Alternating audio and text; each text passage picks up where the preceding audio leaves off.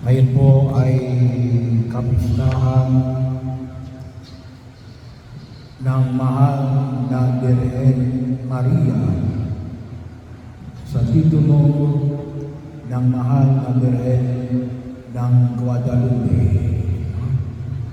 At sabi ko ito ay patroness of the Philippines. Yung December 8, yun ay araw ng pasasalamat sa Pilipinas.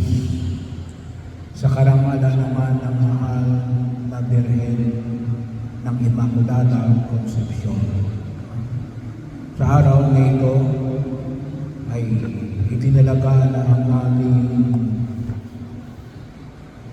patron ng Pilipinas ay ang mahal na Birhen Maria sa pangalan ng mahal na Birhen ng Guadalupe.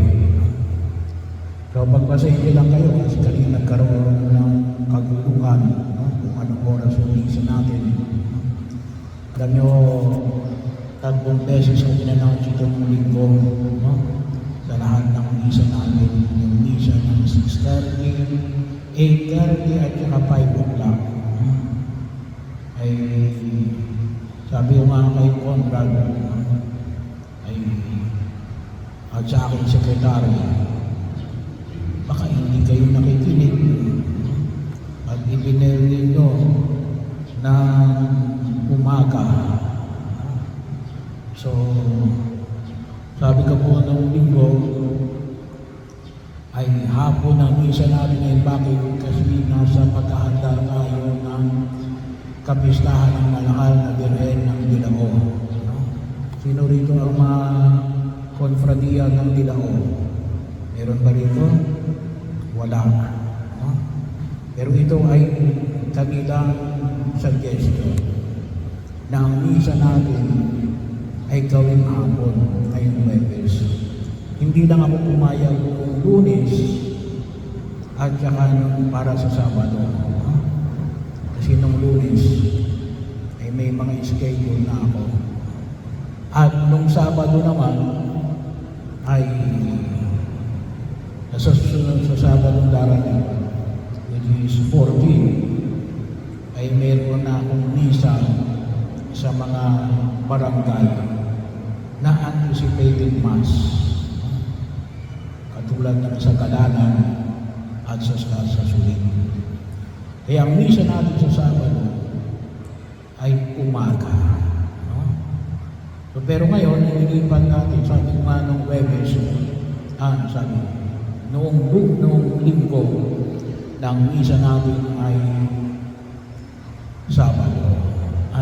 Ang misa natin ay hapon. Kasi nga, kahit na wala dito ng mga membro ng Dilao, no? Kaya nakakalungkot isipin, ano? Kasi ang daming nasa internet, gusto ninyo na isama uli ang mahal na Birhen ng Dilao sa Intramuros. Pero itong nobinaryo, walang membro ng konfradiya. Kayo, yan. Kayo yung mga regular daily judge government. Pero nabanggit ko lang ko yun. Pero yun ang dahilan kung bakit nagkaroon tayo ng confusion sa oras ng misa natin ngayon sa araw na ito. So, pero anyway, sabi nga natin sa karangalan pa rin ng mahal na Birhen Maria sa kapistahan na mahal na Birhen ng Guadalupe, piyesa po sa pagsangan. Ako'y namiyas na kanina sa pagsangan. Hindi po yun ang dahilan kung bakit natin inilipat ng misa. Ang dahilan natin i-request ng konfradiya ay bahagi rin na binigyan pansin ng ating kagalang-galang na obispo na may pattern. Kaya lang hindi ko lang pwedeng ibahagi lahat yung ibinahagi niya kasi medyo mahaba. Isa lang. Yung pattern ng ating Ebanghelyo ngayon mula kay San Lucas sa pagtawag niya kay Maria at sa lahat ng apparitions. Lahat ng apparitions. Yung mahal na Birhen ng Guadalupe, ano yung apparitions? Apparition ito na mahal na Birhen Maria sa Mexico kay San Juan Diego. Maraming pa mga apparition. Yung Dilao, wala akong apparitions yun. Yun ay tawag na lang sa mahal na Birhen Maria na nakasanayan noong panahon na yun at binigyan ng pangalan ng mahal na Birhen ng Dilao. O kung tawagin na po ng iba ay Our Lady of Expectation. Kaya bahagi yun. Kasi katulad din noon ng mahal na Birhen ng Guadalupe, buntis din ang mahal na Birhen ng Dilao. No? So, pagkakataon na kung saan ay, kasi nga, expectation na rin yung paghahanda sa kapanganakan niya sa ating Panginoong Yesu Cristo. Ang isa ko rito, nasabi nga natin sa lahat ng makikita natin apparitions, isa ho, hindi ko na bibigyan ng lahat ng isa lang na. Ano yun? Yung pattern. Yung kababaan ng kalooban. Hinahanap ng Diyos ang kababaan ng kalooban. Katulad ni Maria. Katulad ni San Diego na pinagpakitaan ng mahal na Birhen ng Guadalupe.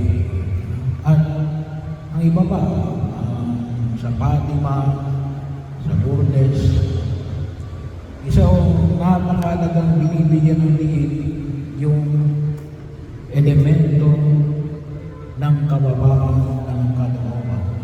Kaya nga ho, kahapon din ng ating binigyan ng pagkakilay-alin ay learn from me.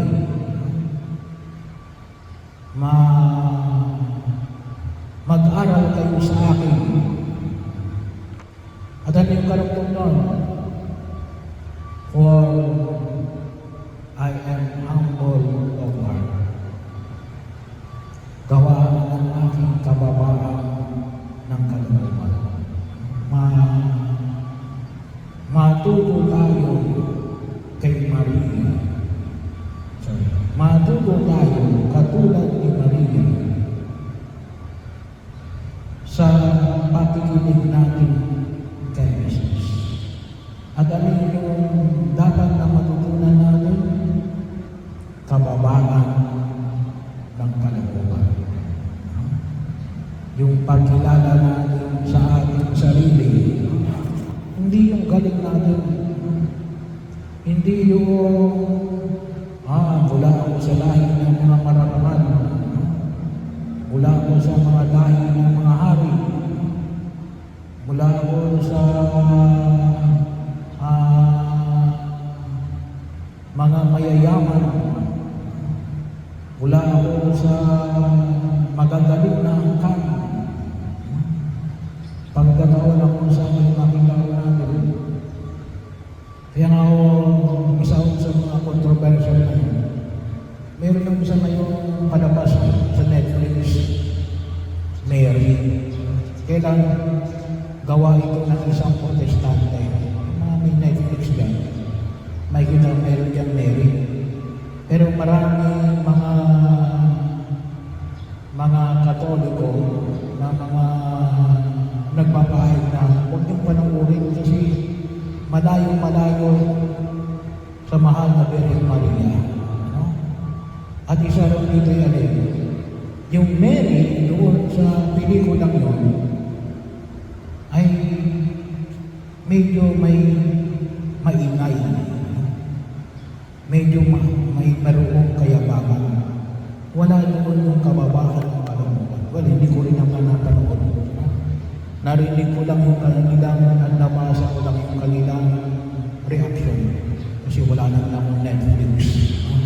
Kaya hindi ko masasabi ang recommendation lang nila ay malayo sa pagkatao ng mahal na Birhen Maria kapag pinag-usapan natin ang kababaan ng kalooban.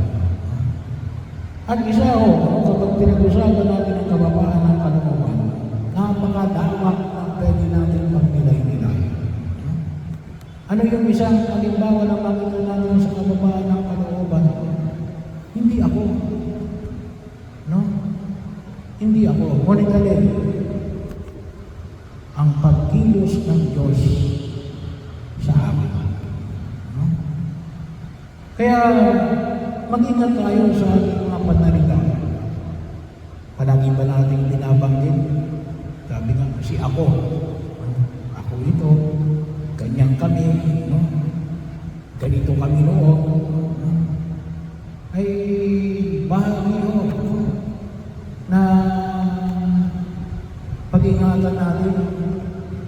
Baka yung pamamaraan ng ating pananalita ay hindi nagpapahayag ng kababaan ng kalooban. Ano yung dapat na makita natin? Ang pagkilos ng Diyos ang maipamanin natin sa ating buhay sa daigdig na ito.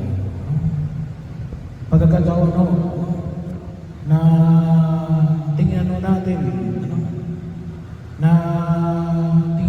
yung ating ginagamit na pananalita, kababaan ng kalooban. Hindi mo kinakailangan ipakita yung credential mo sa harapan ng Diyos. Bahagi yun. Hindi mo kinakailangan ipakita kung sino yung kilala mo. Hindi mo kinakailangan ipamuka kung gaano kalaki ang pera mo. Pagkakataon, kahit na kuminsan tinutuya ka na ng ibang tao, hindi mo kinakailangan ipakita yung inabot na pag-aralan kung saan ka nagpapos. At hindi rin kinakailangan pamanin kung gaano kalaki ang kinikita mo.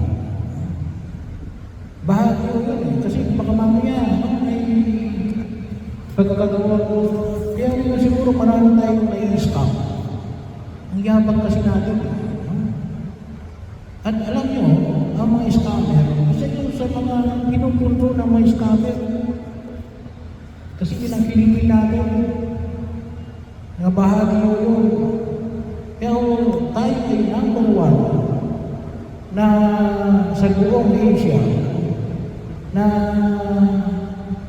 kung tawagin natin ay mga victims of online scamming. Kasi isa yung siguro kalainan natin. We try on our kayabangan. Pagkakataon ng isang ginawa ay pag-ingatan natin. Kaya kung minsan hindi natin makikita yung milagro ng Diyos, kasi ang nakikita natin yung gawa natin.